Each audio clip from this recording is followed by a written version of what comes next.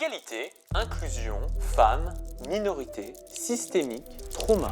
Tous ces mots sont désormais interdits à toute institution de recherche qui veut prétendre à des financements aux États-Unis depuis le retour de Donald Trump à la présidence. NSF employees were given a list of words, this list of words, to look for in grants and flag them for possible termination. This, by the way, is only a sampling of the words. It's much longer. Trump s'en prend même à l'université de Harvard, pourtant pas très connue pour être un fief de la révolution marxiste, parce qu'elle a décidé de résister à ces politiques. Il y affirme qu'on y enseigne la haine et l'imbécilité, et qu'on y propage l'antisémitisme. En cause, des manifestations pro-Palestine à Harvard. C'est ainsi que des pans entiers de la recherche risquent de perdre leur financement dans le cadre de la liquidation de ce qu'on appelle les programmes de diversité et d'inclusion du gouvernement fédéral américain. Mais pourquoi ? Parce que, d'après Trump et son vice-président Vance, ces programmes de recherche seraient douteux, idéologiques, gauchistes, woke, et l'administration Trump entend bien remettre de l'ordre dans la science. We have to honestly and aggressively attack the universities in this country. We've ended the tyranny of so-called diversity, equity, and inclusion policies all across the entire federal government and indeed the private sector and our military.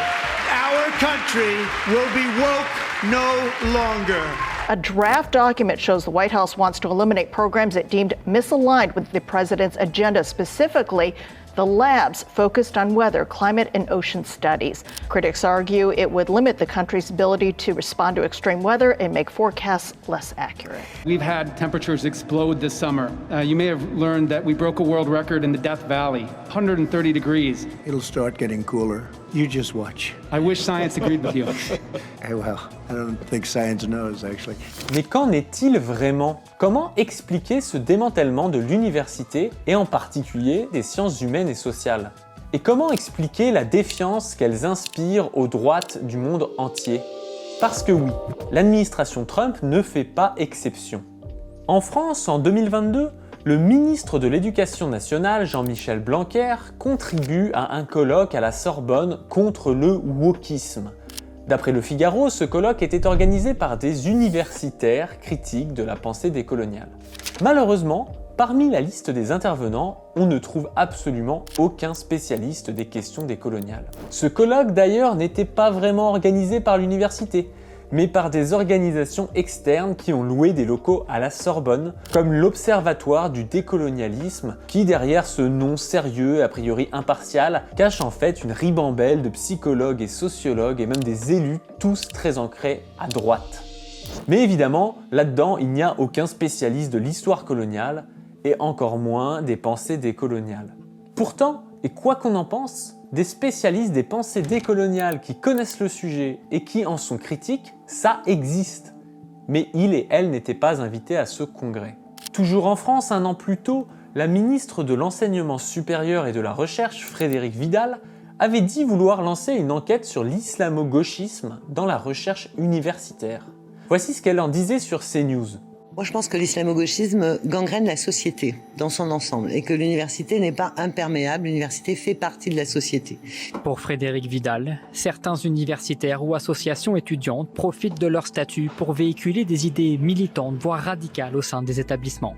Ça serait donc là que ça se joue. Il y aurait d'une part la science, les jugements de fait, objectifs, neutres, et d'autre part l'opinion, le militantisme, bref, des jugements de valeur qui laissent transparaître l'idéologie.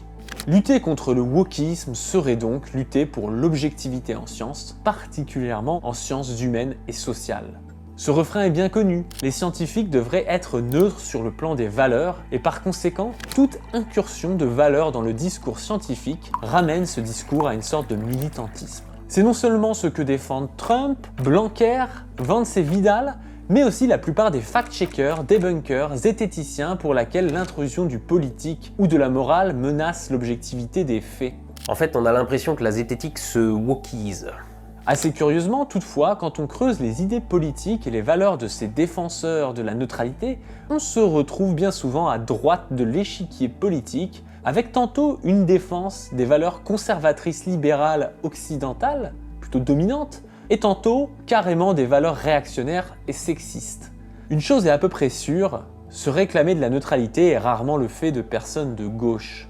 Bon, c'est bien beau tout ça, derrière la neutralité se cachent souvent des discours orientés notamment à droite. Je ne crois pas vous apprendre grand chose en vous racontant tout ça. Mais la question au fond c'est, pourquoi est-ce que Trump, Macron et leurs semblables s'attaquent particulièrement aux sciences humaines et sociales?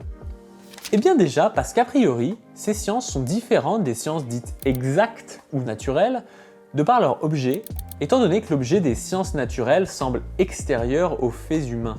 Par exemple, si je fais de la physique ou de la chimie, les objets que j'analyse ne sont pas des productions humaines et mes valeurs et mes opinions politiques ne vont pas changer ma manière d'analyser la trajectoire d'une étoile ou de synthétiser telle molécule. Alors qu'au contraire, si je fais de la sociologie, de l'histoire ou des sciences politiques, les faits que j'analyse sont des activités humaines sociales et mes valeurs vont consciemment ou non influencer mon analyse car je fais moi-même partie d'une société humaine. Autrement dit, dans les sciences humaines et sociales, qu'il étudie une civilisation ancienne ou la société moderne, l'homme analyse toujours une partie de lui-même, alors que dans les sciences naturelles, les faits sont extérieurs à lui. Et c'est pour ça que les premières sont des sciences molles et biaisées, et que les secondes sont des vraies sciences, et qu'il faut fermer les facultés de sciences humaines et sociales. Voilà, c'est la fin de l'épisode, n'hésitez pas à donner sur le Tipeee et à partager cette vidéo. Bon, plus sérieusement, on va dire les termes parce qu'on entend un peu trop de conneries sur le sujet. Contrairement à ce que pensent certains, si les sciences humaines et sociales sont attaquées, ce n'est pas parce qu'elles sont molles ou moins neutres que les autres, mais c'est parce que le fait de pointer certains faits humains, eh bien, ça a des conséquences sur les rapports sociaux eux-mêmes. Quand on étudie la chute d'un corps, cela n'a pas d'incidence sur la manière de se représenter les rapports sociaux. En revanche, si on étudie par exemple l'exploitation capitaliste, on met en lumière une domination sociale et ça nous dit qu'un groupe social, la bourgeoisie, profite d'un autre groupe social, le prolétariat. Pareil si on étudie la domination masculine. Alors on vise un groupe social particulier, celui des hommes, et notre étude peut permettre à un groupe social particulier, celui des femmes, de demander des comptes. Et là, le problème d'appartenance à des groupes sociaux, à des sujets collectifs, voire à des classes, commence à apparaître. Reprenons notre exemple des travaux sur l'exploitation capitaliste. Les bourgeois n'ont pas intérêt à ce qu'on mette en évidence le fait qu'ils exploitent des gens, qu'ils s'enrichissent quasi uniquement par héritage et par reproduction sociale, et encore moins à ce qu'une science les désigne comme un problème. Parce que dans ce cas, ça voudrait dire que leurs actions sont scientifiquement, objectivement problématiques. Et que les critiques qui leur sont faites ne viennent pas juste de gens jaloux ou de curés de la bonne morale. En France, dès que quelque chose réussit, il y a des critiques. Il y a un problème dans notre pays, c'est qu'on n'aime pas la réussite et le succès. C'est contraire à la logique, comment dirais-je, socialo-marxiste qui prédomine. L'esprit socialo-marxiste. Oui. Les bourgeois, ils s'en foutent que la science prouve que la Terre est ronde. Par contre, ils ne s'en foutent pas qu'on explique scientifiquement pourquoi ce sont des exploiteurs. Ils n'ont pas intérêt à être désignés comme tels, et curieusement, ce sont eux et les médias qu'ils achètent qui sont à l'avant-garde de la lutte contre le prétendu wokisme dans les sciences humaines et sociales. D'ailleurs, si on veut être franc, quand Trump et Macron dénoncent le wokisme dans ces sciences, en réalité, ils ont un peu raison. Les sciences humaines et sociales sont woke, progressistes, car elles permettent les luttes des groupes sociaux dominés, et c'est ça qui leur pose problème en fait. Il faut vraiment se sortir du crâne que leur problème avec les sciences humaines, ça serait qu'elles ne soient pas objectives. On peut très bien quantifier scientifiquement l'exploitation capitaliste, comme les marxistes le font, ou quantifier scientifiquement les agressions sexuelles. Le vrai problème pour les dominants, même s'ils n'en sont pas forcément conscients, c'est que ces sciences sont un outil des dominés dans une lutte de classe. Et empêcher qu'un discours scientifique mette en évidence les dominations qui les avantagent leur permet de continuer à nier ces dominations elles-mêmes. Lorsque tu vas sur une ligne de production, c'est pas une punition, c'est pour ton pays, c'est pour la magie, et c'est ça que vous pouvez rendre possible. La meilleure façon de se payer un costard, c'est de travailler. D'ailleurs, il y a moyen qu'ils croient sincèrement que ce dont parlent les sciences sociales n'existe pas ou relève du fantasme. Ce qu'ils ne voient pas, par contre, c'est que cette croyance repose sur leur propre vision du monde, qui est précisément leur vision subjective du monde, et non pas une objectivité neutre sur le plan des valeurs. Par exemple, du point de vue d'un blanc, les violences policières et les discriminations à l'embauche, ce sont des choses abstraites, qui n'existent presque pas, et dont la mise en évidence est idéologique. Et pareil pour l'exploitation au travail pour un bourgeois. Il suffit de regarder un seul épisode de Patron Incognito pour se rendre compte que les bourgeois sont incapables de comprendre le monde autrement qu'avec leur vision du monde individualiste et capitaliste. Je suis énervé parce que je me dis mais on marche sur la tête. Elle l'envoie chez un concurrent. Pourquoi le système de relais ne marche pas? Il n'a jamais fonctionné. Il est là depuis combien de temps? C'est arrivé dans l'été. Ça marche pas depuis cet été. Parce que tu dois envoyer, tu disais j'envoie chez des concurrents. Bah ouais. Bah donc le risque c'est qu'ils aillent faire leur course aussi là. Ouais mais bon, j'aide mon client, tu vois. J'ai senti que ce type, ça l'avait perturbé, ce qui est normal, parce que normalement c'est oui, il faut garder nos clients, etc. Mais à un moment, il y a le bon sens, il y a le service. Arriver et lui dire non, bah juste, moi je sais pas, je m'en fous, c'est pas dans mon caractère. Quitte à envoyer chez la concurrence, c'est dommage, mais il faut que ça fonctionne. Toute la problématique, et ce d'autant plus avec la crise que nous vivons actuellement sous Macron et sous Trump, c'est que cette vision du monde dite objective par les dominants, et qui est la leur, ils l'imposent concrètement au reste du monde par des politiques répressives, que ce soit aux États-Unis en sanctionnant et en renvoyant les chercheurs, ou chez nous en envoyant directement la police sur les manifestants. Prenons un exemple concret. Avant les années 70, le concept de harcèlement sexuel n'existait tout simplement pas. Pourtant, cela ne veut pas dire que nos grands-mères n'en étaient pas victimes, bien au contraire. Ce n'est qu'à partir des années 70 aux États-Unis que le phénomène a commencé à être étudié, puis à être reconnu sur le plan juridique et social. Et même s'il reste énormément de chemin à faire, les femmes harcelées sexuellement peuvent enfin nommer ce qu'elles vivent, en parler entre elles et porter plainte. Alors je pourrais vous en citer plein d'autres, mais il s'agit là d'un exemple concret sur comment les sciences sociales ont été un outil de lutte pour un sujet collectif, ici celui des femmes. Sauf qu'en interdisant les recherches sur les traumas, sur les femmes, sur la dimension systémique, la censure de Trump va au final empêcher les chercheurs de travailler sur la domination masculine et les VSS, et les femmes ne pourront pas en prendre conscience pour lutter efficacement contre. Quand on a compris ça, on comprend mieux l'obsession des dominants contre les sciences humaines et sociales. On comprend mieux pourquoi cette obsession n'est fondée sur aucune réalité observable, et on comprend mieux comment des chercheurs parfaitement incompétents dans un domaine d'études de sciences sociales se permettent quand même de donner leur avis dessus.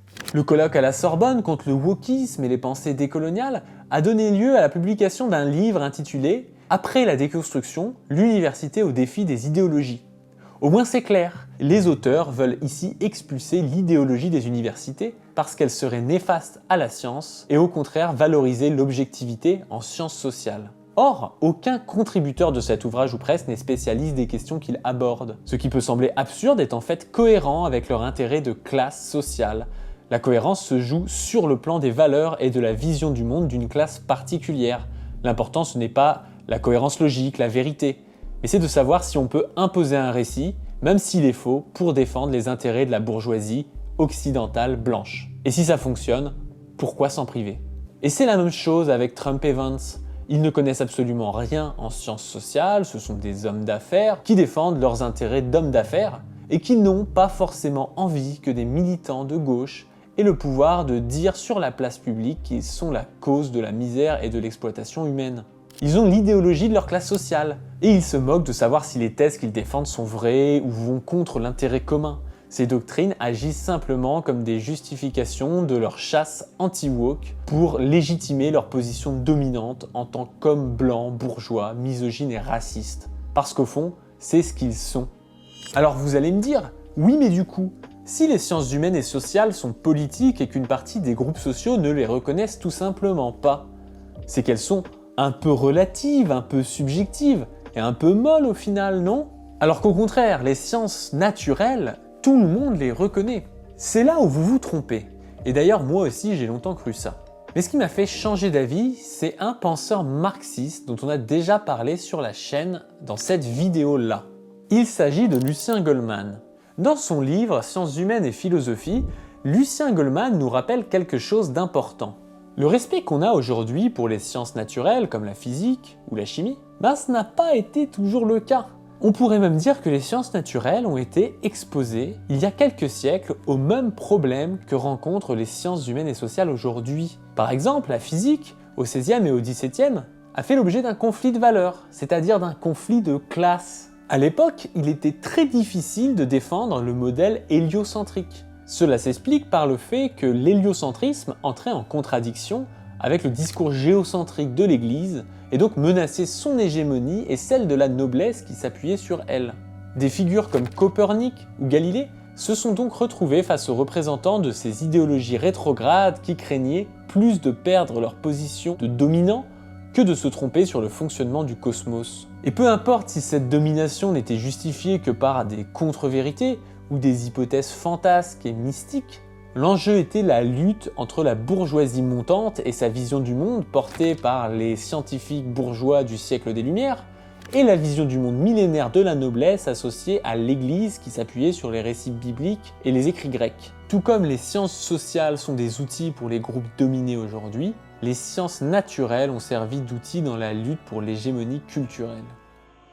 Au départ, le rationalisme scientifique, c'est-à-dire l'idée que le monde peut être compris par la raison et l'observation, était une vision du monde portée par la bourgeoisie. Et cette vision était en opposition directe avec celle de l'Église et de la noblesse qui dominait encore l'Ancien Régime et percevait cette vision du monde comme une hérésie. Mais peu à peu, la science est devenue un moyen plus efficace de comprendre et de transformer le monde. Et c'est justement cette efficacité qui a permis à la bourgeoisie de prendre le dessus, non seulement en Europe, mais aussi à l'échelle mondiale. Pensez à l'invention du sextant, au métier à tisser, et plus tard à la machine à vapeur. La raison scientifique a été l'un des outils qui a permis l'ascension de la bourgeoisie qui a pu imposer le capitalisme. Parce qu'elle offrait un rapport plus performant à la réalité, la bourgeoisie a pu s'en servir pour transformer la société, l'économie, et devenir la classe dominante à travers la révolution. Dès que la noblesse fut renversée par la bourgeoisie, les sciences naturelles ont gardé ce rôle d'outil de domination de la nature, ce qui a permis de produire plus efficacement et donc permettre un consensus entre les classes vis-à-vis de ces sciences. C'est pour cela qu'elles nous paraissent neutres aujourd'hui, parce qu'elles ont permis de mieux produire en moins de temps, de se déplacer, de se soigner. Et en l'absence d'une classe qui fonde son pouvoir sur la religion, qui s'oppose à ces sciences, toutes les classes, prolétaires comme bourgeoises, sont d'accord sur l'intérêt de ces sciences. Il faut vraiment comprendre comment ce consensus sur les sciences naturelles a émergé historiquement. Ce qu'il s'est passé, c'est qu'une fois efficientes sur la société, les bourgeoisies se sont emparées du monde par l'impérialisme nécessaire à l'accumulation infinie. Le capitalisme est alors devenu un système mondial et le rationalisme, d'abord pensée bourgeoise, est devenu le consensus scientifique mondial. Alors que sous l'Ancien Régime et même dans la plupart des sociétés anciennes, la matière et la nature étaient considérées comme allant de soi, étaient au cœur de mythes fondateurs, étaient voulues ou animées par des dieux ou par les ancêtres, leurs études par la bourgeoisie en ont fait des objets d'études extérieures à l'humanité. Fini les croyances ésotériques sur l'univers, la météo, les guérisseurs et le créationnisme. Bonjour la physique, la chimie, la médecine moderne et le darwinisme. Au cours du 19e et du 20e siècle, les objets des sciences naturelles ont été en quelque sorte extraits de la lutte des classes par une sorte d'accord épistémologique transclasse et transnational, car cet accord profitait à tous. Les bourgeois gagnaient plus à produire plus et légitimaient leur domination par cette efficience nouvelle sur le monde et la nature, et les prolétaires voyaient le risque de famine se réduire, la vaccination se généraliser, les tâches les plus ingrates se robotiser. Mais il y a un problème. Cet accord transclasse ne peut être que temporaire, car il dépend de l'efficience du mode de production capitaliste, qui par essence est instable et vecteur de crise. Avec la stagnation puis la crise du capitalisme, toutes les promesses de ruissellement sont balayées et l'écart entre les intérêts des bourgeoisies et ceux du prolétariat redevient de plus en plus visible. C'est alors que la même classe qui jadis a permis aux sciences naturelles de s'imposer et qui en a fait un consensus, une sorte de bien commun, va maintenant devoir s'opposer à celle-ci pour maintenir l'exploitation capitaliste. Et malheur aux sciences, qu'elles soient naturelles ou sociales, qui oseront aller à l'encontre du sacro-saint marché. L'exemple type de cela, c'est quand des grands lobbies industriels ou pharmaceutiques retardent, voire empêchent certaines recherches scientifiques pour continuer à faire du profit, même si ça nuit à la santé des gens et à l'intérêt de tous. Mais ça ne s'arrête pas aux lobbies privés. Non content de faire la chasse à l'universitaire islamo-gauchiste par ministre interposé, Emmanuel Macron participe également à la lutte contre les sciences naturelles dans les intérêts de la bourgeoisie colonialiste, notamment contre la population des Antilles.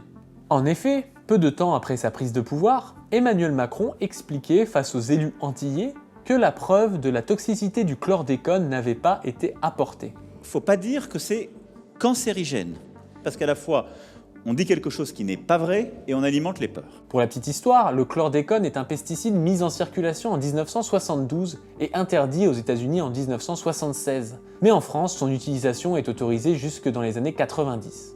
Pourquoi ? Parce que c'est un produit peu cher pour lutter contre le charançon des bananiers, un parasite qui attaque les cultures de bananes. En gros, il y a eu un lobbying de la part des producteurs de bananes aux Antilles pour que le pesticide puisse être utilisé.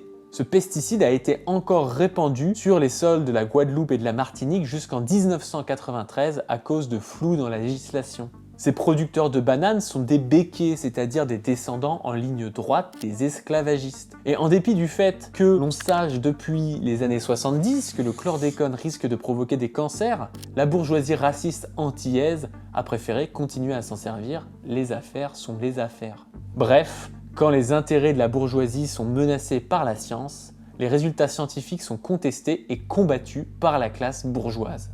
Cerise sur le gâteau, c'est aujourd'hui le consensus mondial sur le climat qui est combattu par la bourgeoisie. Car vous comprenez, leur profit à court terme est plus important que la vie des générations futures. Pourtant, les rapports successifs du GIEC, composés de scientifiques qui synthétisent les travaux d'autres scientifiques, sont formels.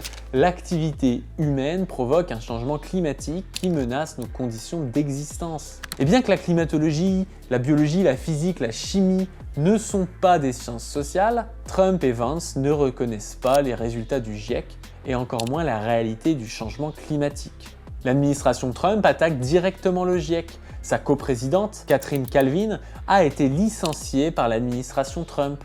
Elle occupait un poste de recherche à la NASA qui, au mois de mars dernier, a été tout simplement supprimé avec une vingtaine d'autres postes dans le cadre d'un projet de rationalisation des dépenses publiques. Cette négation des résultats scientifiques pourrait étonner. Cette chasse lancée contre celles et ceux qui alertent face au changement climatique semble contradictoire avec le caractère supposément pro-science de cette bourgeoisie qui essaie d'éliminer les woke au nom même de la science.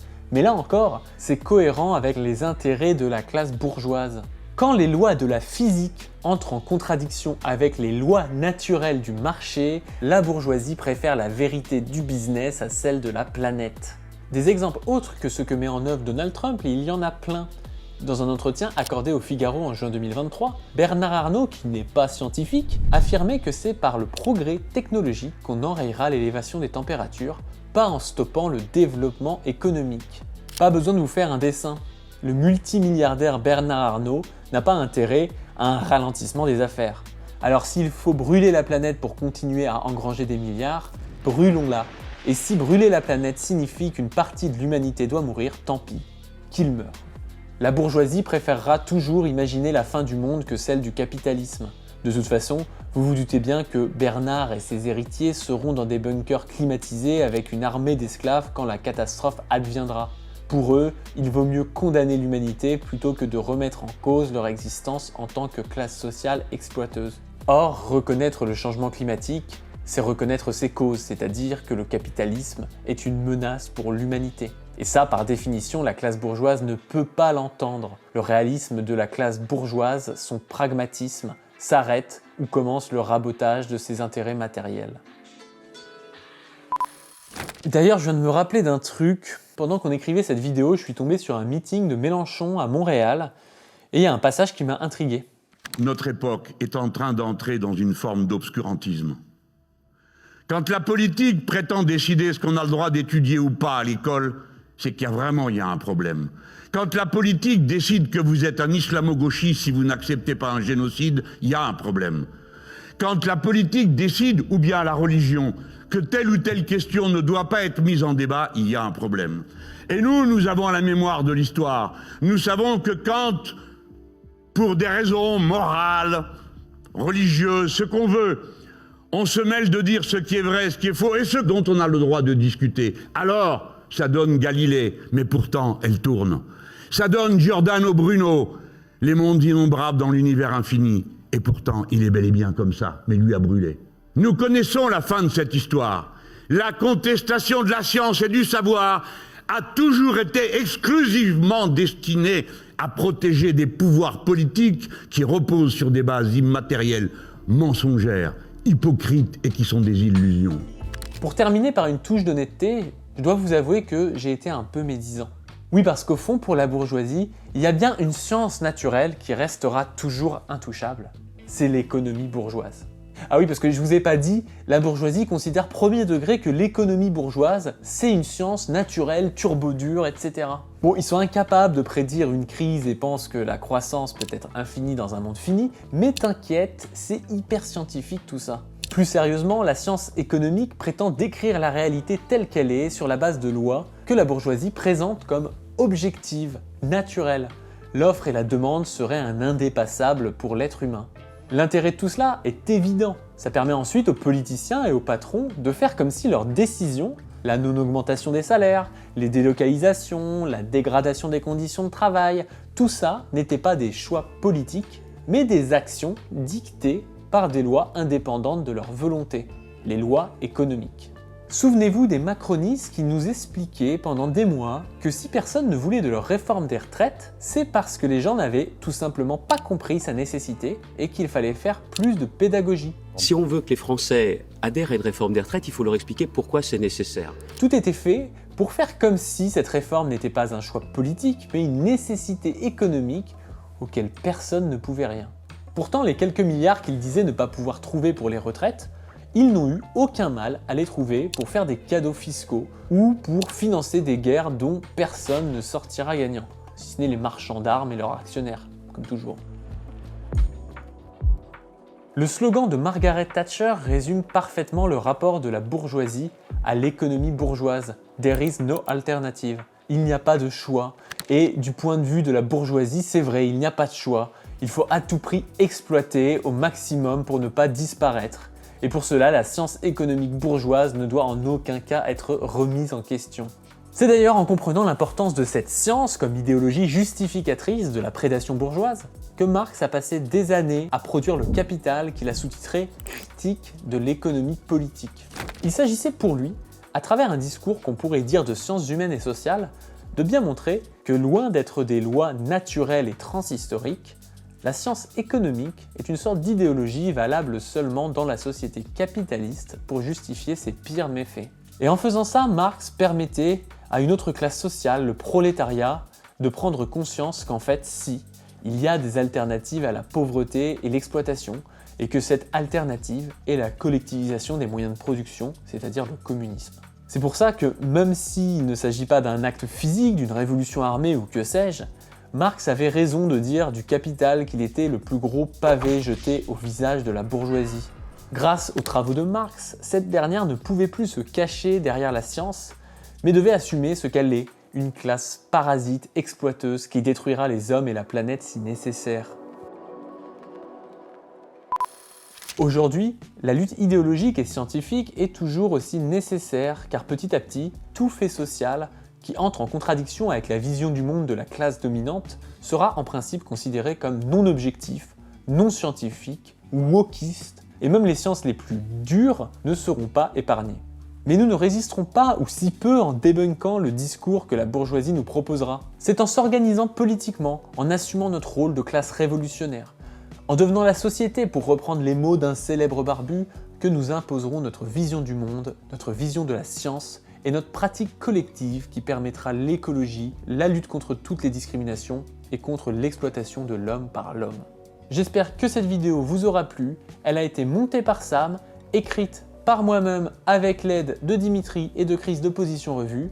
Chris qui vient de publier un texte de Lucien Goldman sur le même sujet sur Position Revue avec une intro de sa plume pour ceux qui veulent aller plus loin. Elle a été possible grâce aux tipeurs et tipeuses que je remercie et grâce à qui nous pouvons salarier le monteur et le miniaturiste et financer les activités de notre association La Brèche. N'hésitez pas à nous dire ce que vous en pensez en commentaire, à vous abonner à cette chaîne et à la chaîne Pas du Team, la chaîne commune que nous avons avec les camarades Dr Zoé et Chris de Position Revue. Sur ce, prenez soin de vous, continuez d'apprendre, de lutter, de vous organiser et on se dit à très vite pour de prochaines vidéos.